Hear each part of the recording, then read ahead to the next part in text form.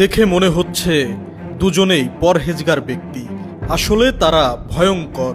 হুজুরের ছদ্মবেশ নিয়ে শান্তির ধর্ম ইসলামের নাম ভাঙিয়ে একের পর এক ভয়াবহ অপরাধ করে চলেছে তারা। অবশেষে ধরা পড়েছে পুলিশের জালে। সোমবার দুপুরে তারা প্রবেশ করে গৃহবধূ সোনিয়া বেগমের বাড়িতে। ধর্মীয় বাণী শুনিয়ে সোনিয়ার আস্থা অর্জন করে তারা। এক পর্যায়ে সুযোগ বুঝে সোনিয়াকে খাওয়ানো হয় পরা পানি। পানি খাওয়ার কিছুক্ষণ পরই অসুস্থ হয়ে পড়েন সোনিয়া। হিতাহিত জ্ঞান হারিয়ে ফেলেন তিনি। প্রতারকদের কথা মতো ঘর থেকে বের করে এনে দেন ৩,০০০ টাকা। টাকা নিয়েই চম্পট দিচ্ছিল দুই প্রতারক। তবে বেশি দূর যেতে পারেনি। ধরা পড়ে সোনিয়ার শ্বশুর মজিবর রহমানের হাতে। পরে গ্রামবাসী তাদের আটক করে পুলিশের হাতে তুলে দেন। চলুন সোনিয়া, তার শ্বশুর ও গ্রামবাসীর মুখ থেকে শোনা যাক কি ঘটেছিল। উনি আইছিল, আইসা আমাদের ঘরের সামনে দাঁড়া ছিল। আমি আবার ওই জায়গায় আইছি যে পোলাপান ঘরে রয়েছে। উনি আবার বাড়ির মধ্যে ঢুকছে, বাড়ি কেউ নাই, মা হলো নাচছে। আইসে উনি সালাম দিচ্ছে আমার, আমি সালামের উত্তর নিছি।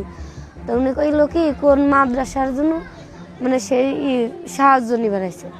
এটা নিবার আসলে পরে আমি আবার ঘরে 50 টাকা ছিল, 50 টাকা দিয়েছি। ওনার হাতে দিবার গেছি, ওই যে যার চুল বড় বড়, উনি কয় কি যে বুনু আমি তো টাকা পয়সা নেই না আমার।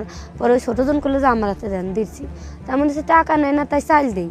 পরে কয় না আমার হাতে দেন, দিছি। পরে উনি করলো যে বুনু তোমার তো মানে অসুখ বিসুখ, তোমার তো নামাজ কালাম পড়ো, মানে অনেক কিছু কইছে।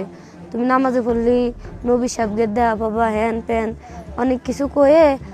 তা আমার কয় কি তোমার একটু পানি এনে দিছি, আমার একটু পানি এনে দাও, তোমার একটু পানি পরে দিয়ে যায় খালি তুমি ভালো হয়ে যাবা। পরে আমি পানি দিছি, পানি এনে দেওয়ার পর কয় কি আগে তুমি একটু খাও। তা আগে আমি পানি একটু খাইছি।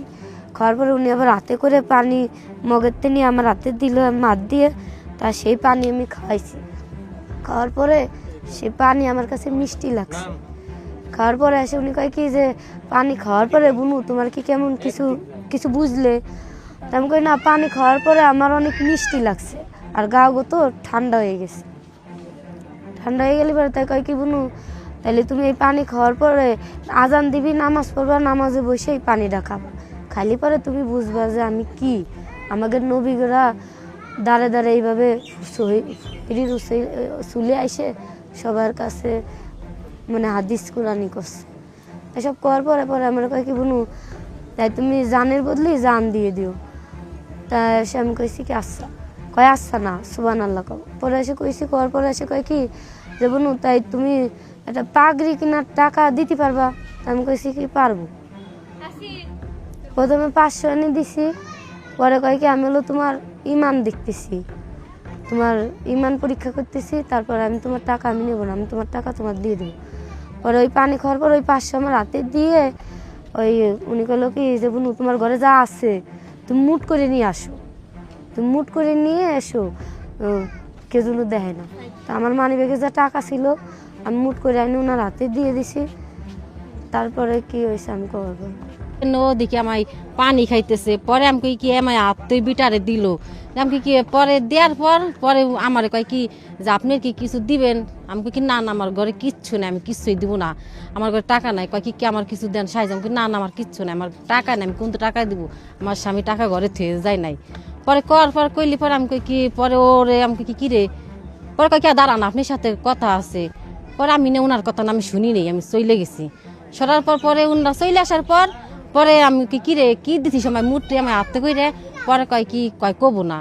আমাকে কইস নাকি কয়টা দিছিস ক আমার কাছে? কয় না আমি কবো না।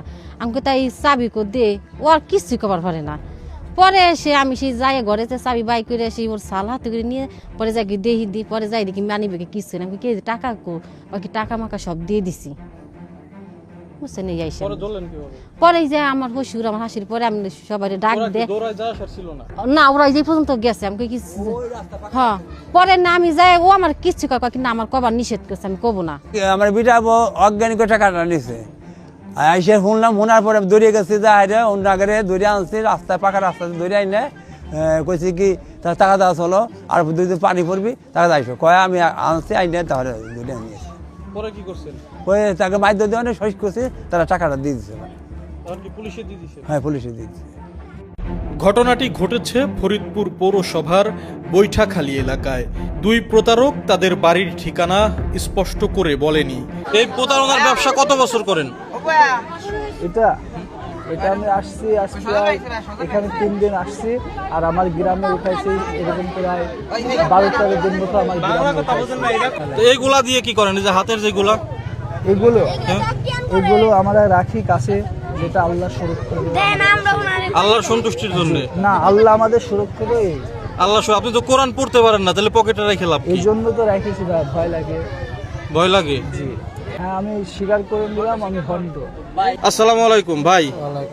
আপনি বলেন তো যে এই প্রতারণা আপনারা কত বছর ধরে করেন, আর কি কি কারণে আসছেন এখানে, কি ধরনের? 2 দিন আইছে, মানে 2 দিন আইছে মানে এখানে আইছে মানে প্রথম, মানে আমি কিছু চিনি না এইসব জায়গা। আপনার বাড়ি কোথায়? আমার বাড়ি আপনার হলো শ্যামপুর। কোন জেলা? আপনার কুষ্টিয়া জেলা, আপনার হলো এই ঝিনাইদহ, আপনার হ্যাঁ, ঝিনাইদহ।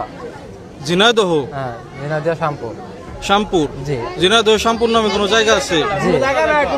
আর ওনার বাড়ি কোথায়? এর বাড়ি কোথায়? এর বাড়ি? ওনার বাড়ি হলো কাতলামারি। এর বাড়ি কোথায়? কাতলামারি হ্যাঁ, কাতলামারি ওনার বাড়ি। আপনারা কেউ এদের চিনে থাকলে কমেন্ট করে জানান। এ ধরনের প্রতারণা থেকে সবাই সতর্ক থাকুন। ভিডিওটি বেশি বেশি শেয়ার করে সবাইকে জানিয়ে দিন, আর পেজটি ফলো করে সঙ্গেই থাকুন। ধন্যবাদ সবাইকে।